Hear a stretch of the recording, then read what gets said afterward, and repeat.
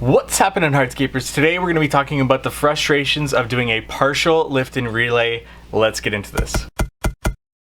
So when we're talking about a lift and relay, we're talking about a paver project that has settled in some areas and it just needs to be lifted and relayed. And for the most part in my business, I only do full lift and relays. So if there's a problem with a patio, we'll lift that whole thing and relay that whole thing. That's the ideal scenario. Now in this project scenario, I had a call from a previous client that had some dipping in the garage area of the pavers, which is fairly normal with the settlement that comes there, and those needed to be lifted up. That's no problem at all. But then they had some ruts from the previous owner that had settled in the driveway, and they wanted those fixed as well as a dip in the front walkway. That gets a little bit tricky because it's better to always do a full lift and relay when and where possible. But this is a pretty big driveway, and this is a client that I know, like, and trust, so I said that I would go ahead and do it for them. But with that always comes frustrations, which comes with some problem solving. We're going to talk about all the things that I encountered here on this project and what went right, what went wrong with this. So let's get into this, starting from having to take the cuts at the front of the driveway and setting them aside. So this is what we do whenever we have cuts along our lift and relay. We line them up exactly because we know the pattern. Pattern is nice and easy, but it's these cut pieces that we don't want to mix and match, get them out of order. So we find an area that's out of the way for the client, put them aside so that now when we're putting them back, we know exactly which way they are going. In this case, I'm only doing a part of the project, which I don't recommend, and the remainder of the project actually has concrete sand screeded out for it, so I'm not going to introduce a new material to the system. I'm going to keep it consistent and use the concrete sand that's already there and add my own. Typically what I'll do is I'll remove that concrete sand that has been contaminated, usually with some sort of soil and weeds mixed into it. That's typically why we need to lift and relay, and then I will bring in my new concrete sand to be able to screed there. Now here's the problem with lifting and relay just a portion of a project. If you lift and relay the whole thing, you can basically create your own slopes and you're not going to mix and match with other slopes. So here's where the problem lies. I can't get these two pieces in because essentially what we've done here is you can see that the level going across, we've actually lifted this, and it actually has to be lifted a little bit more in that area, but this had actually sloped down like this, and now we're making it straight. And when you do that, you actually have more surface area when it slopes up and down, but less surface area when it's a complete straight path across.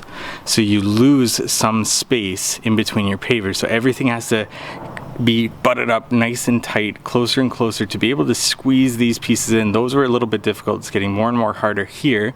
And we experience that throughout this project as we get closer to this top layer.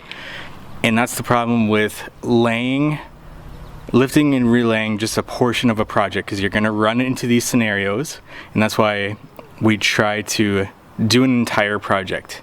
In this case we didn't, and that's the problem that we're having right now. So here's a problem we experienced here. This was laid actually with a slope coming up here and then back down and then back up to the front steps, and with that, our curve, a little dip in the walkway, actually creates more surface area. So if we take that dip and we raise it, we create a straight line, we have less room for our pavers, because like I said, a curve, a concave, I believe it is, has more surface area than a straight line from one point to another. So we're actually taking space away, which makes it harder and harder to get these pavers in to their places. We had to hammer some of them home over there to be able to make this all fit. But any higher, any more that we try to take this little dip out that was actually in the original slope, just becomes more and more difficult. Now, if this was caused by traffic and by the pavers actually sinking, we would notice that along the border stones that they had pushed out. These stones had not pushed out. We don't see that. And if that's the case, we've actually made more room for the pavers to actually come inwards. That edge restraint has held up though, even though it is heaving out of the ground, but that would give us a little bit more room to be able to play with in terms of everything pushing down and pushing out. And we lift those, we can actually get them to fit nicely. But since this little slope here is a part of the original screeding, a part of the original leveling of this material, we just aren't able to accomplish that as well. Here's another thing you're gonna notice with lift and relays is that you don't know what the pavers look like underneath. On top, these look like they're in good shape, but once you start lifting them, you could run into scenarios where you've got efflorescence problems, which means there's a drainage problem underneath. That's not a big deal, but it is a bigger deal when that same problem starts to erode and break down and disintegrate the bottom of the pavers. Sometimes you'll lift up a paver and it'll be almost falling apart, and then you can't relay that one to be able to get a smooth surface throughout. This one's not bad, we can go ahead and do that. But you will get some pavers where they're just disintegrating at the bottom and they won't be the same thickness or have the same structural integrity to be able to relay them. So that's another problem with lift and relays. You don't know what the bottoms look like, so we let our clients know that that could be an issue. And running into that issue, what you might do is just extend the border. So we would make the border thicker with new material, and that would free up some of these pavers to be able to use where these ones have broken down. So that's a solution to that problem, and then they get a essentially new border. That would be a change order that would be charged for that.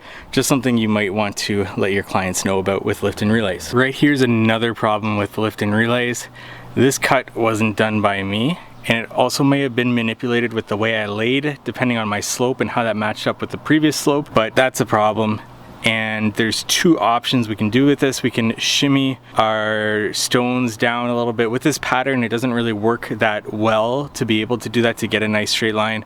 Other option is to take my saw and create a nice straight line on this, and then to run our pavers down here with this.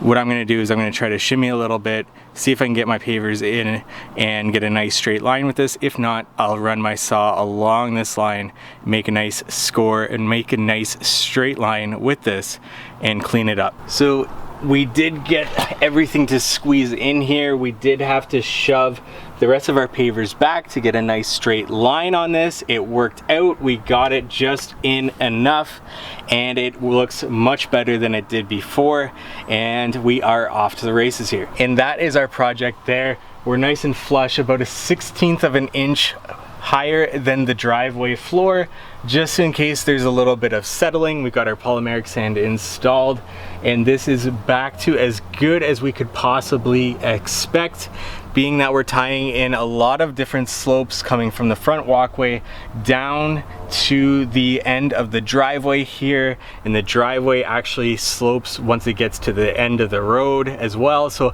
lots of different slopes happening here, and since we didn't pick up the entire thing, we're screeding from an existing slope to an existing slope to the garage floor. We just try to tie it in as best as possible, and we let our clients know what to expect from it, that it's not going to be the 100% perfect, but those areas that they're pooling water and ice in the wintertime, we're going to get rid of those for them. If you have any questions about this video, leave them in the comment section below. Like this video if you found it helpful for whatever reason, and subscribe to my YouTube channel for more content like this. Thank you so much for watching.